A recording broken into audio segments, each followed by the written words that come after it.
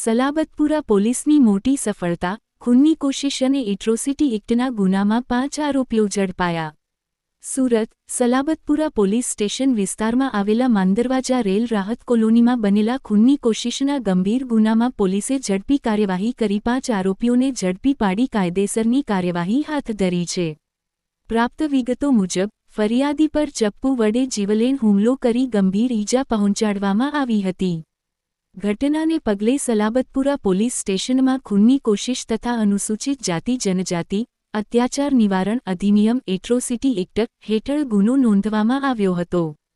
ગુનો નોંધાયા બાદ સલાબતપુરા પોલીસે તાત્કાલિક તપાસ શરૂ કરી હતી.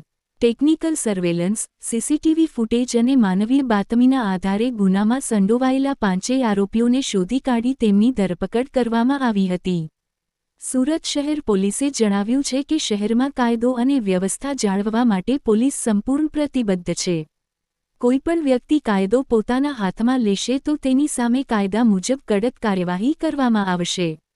પોલીસ દ્વારા આરોપીઓ સામે વધુ તપાસ અને કાયદેસરની કાર્યવાહી ચાલુ છે.